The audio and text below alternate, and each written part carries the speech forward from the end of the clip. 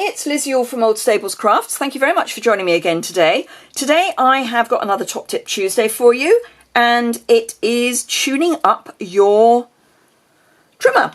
This is the, relatively speaking, new Stampin' Up trimmer. I've had it for some months now, and every now and again I like to give it just a bit of a tune-up because it just needs a little bit of care and attention every now and again. So what I want to do is clean the channel, clean here, clean here. Now this does come off if you give it a bit of welly, so I'm going to take that off. The first thing I'm going to do is try and clear this channel. Now the old trimmer had a little strip that would go in and inevitably would fall out, and it was really annoying. This doesn't have that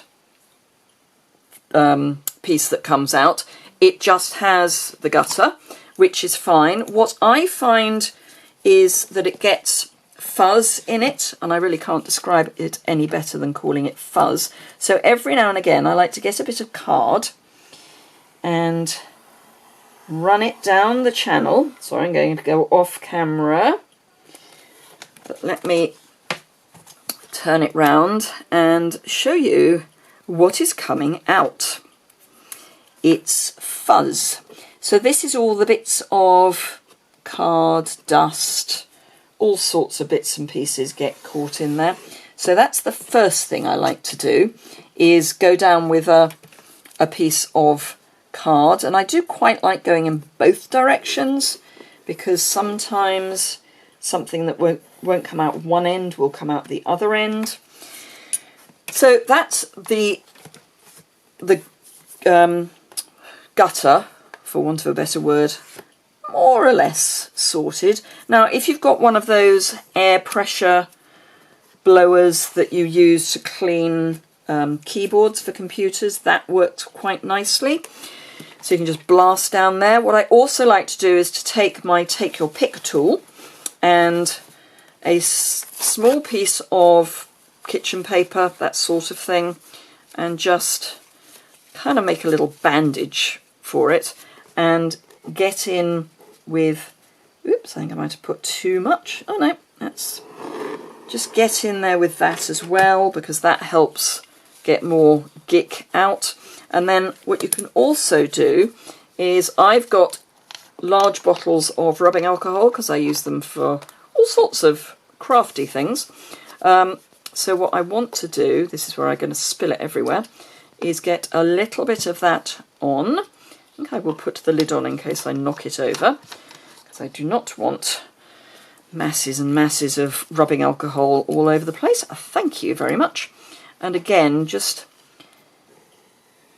using your Take Your Pick tool, just come down, and it just helps clean that gutter out a bit. And because it's wet, it picks up a bit more. You can then come in and with that same piece of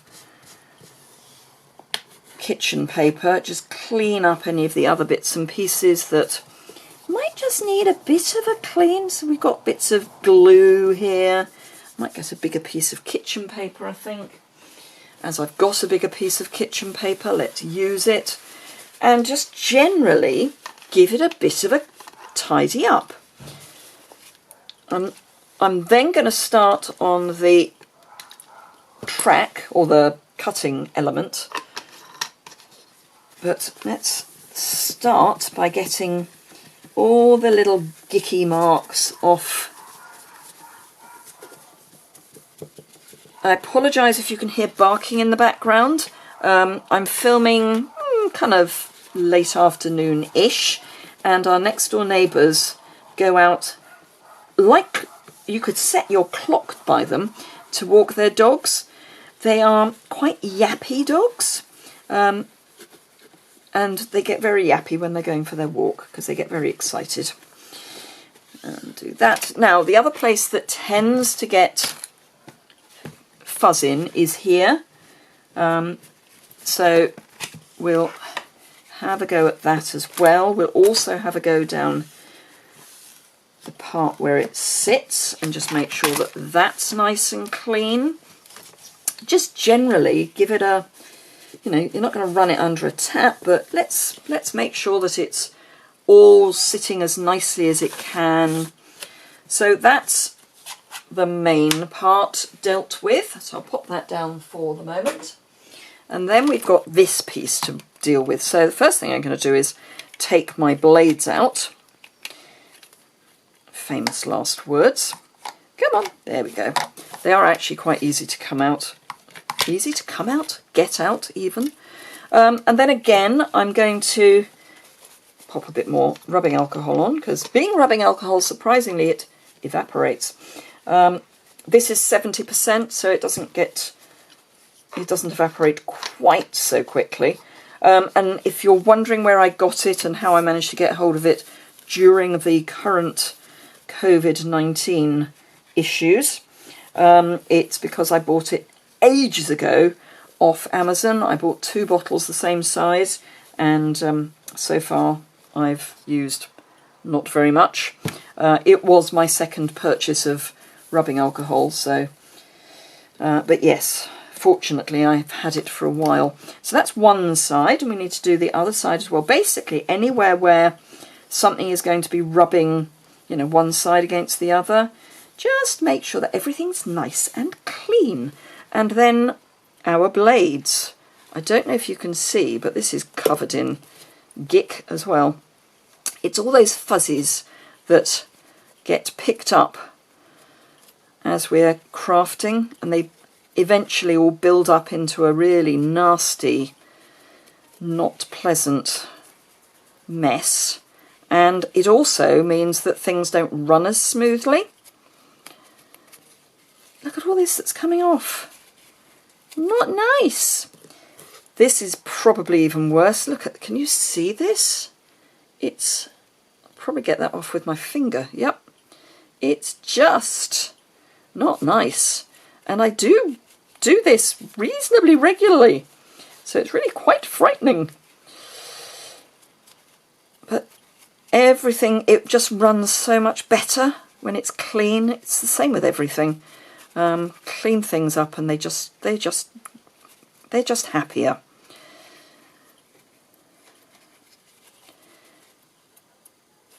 So that's most of that dealt with. Get the ends done. Make sure I've done the ends of these, which I hadn't. I'd missed them. Yeah, you see we've got another gick there. Look at that. Not nice. Okay, so throw that away. Don't think we need the alcohol anymore, so we'll get rid of that. And pick those up, get rid of nasty. Right, and then we can pop our track back on. She says, having now seen, oh, more fluff. That's better. So just hook one end in and then just very gently pull. I mean, you have to be firm, but you don't want to yank it, because you just want to pop it back into its hole and then pop the blades back in, and they go in here. There's a dip, so it doesn't actually matter which way you put them, because it's the same whichever way round you put them in. It's quite sensible if you are someone who always cuts their cardstock in one direction. Oh, that's running so much smoother. Sorry, if you always cut your cardstock in one direction, every now and again just take the blade out and flip it round, because it's a double-sided blade. Let me pull it out so I can show you. So the cutting edge, ooh, still got a bit of gick on that. There we are.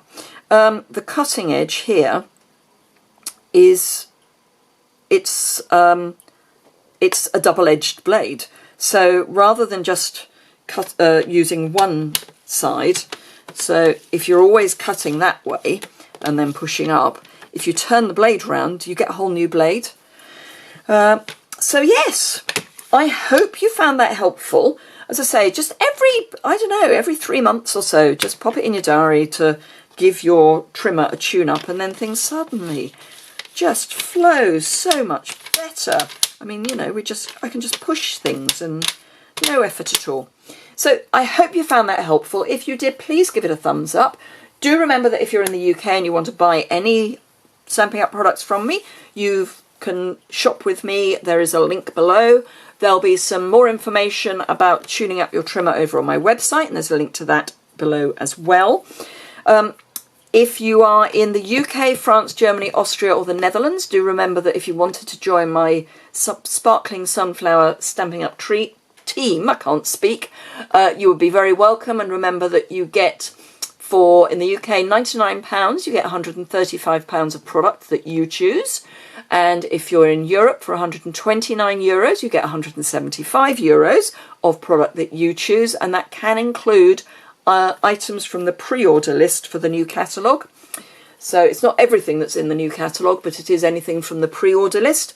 So if you'd like to get ahead of the queue, that's one way of doing it. And there is no additional postage, so you're saving on postage as well. And then you get all your Stampin' Up goodies at a discount until at least the end of October.